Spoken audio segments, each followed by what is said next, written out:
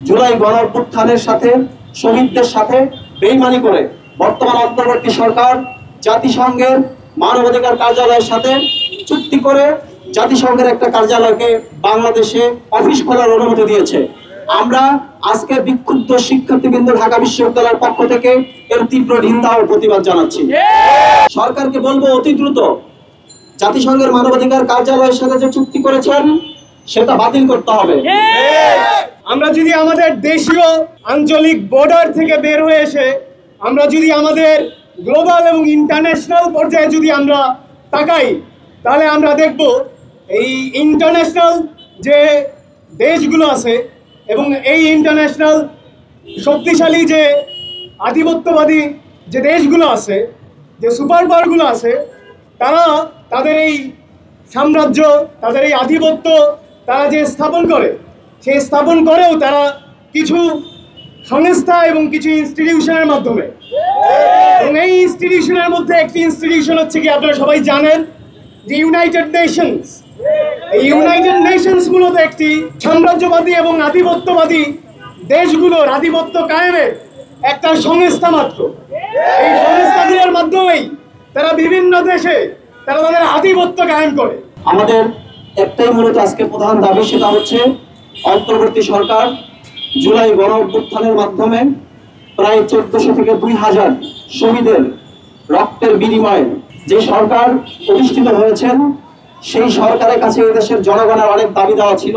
কিন্তু আমরা দেখতে পাচ্ছি জুলাই গণঅভ্যুত্থানের সাথে শহীদদের সাথে বেইমানি করে বর্তমান অন্তর্বর্তী সরকার জাতিসংঘের মানবাধিকার কার্যালয়ের সাথে চুক্তি করে জাতিসংঘের একটা কার্যালয়কে বাংলাদেশে অফিস খোলার অনুমতি দিয়েছে।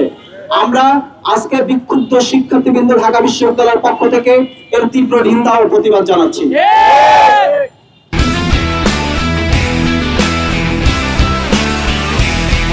সরকারকে বলবো অতি দ্রুত জাতিসংঘের মানবাধিকার কার্যালয়ের সাথে যে চুক্তি করেছেন সেটা বাতিল করতে হবে।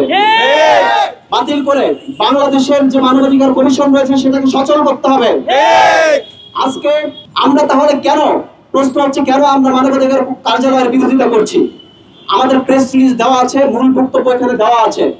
4টা গুরুত্বপূর্ণ ইস্যু আমাদের সামনে এসছে, যেই 4টা ইস্যুর কারণে মূলত আমরা জাতিসংঘের মানবাধিকার কার্যালয় যে ঢাকায় স্থাপিত হয়েছে এর বিরোধিতা করছি। 1 নম্বর হচ্ছে সার্বভৌমত্বগত সমস্যা। ঢাকায় যদি মানবাধিকার কার্যালয় চালু থাকে তাহলে বাংলাদেশ অস্থিতিশীল হবে।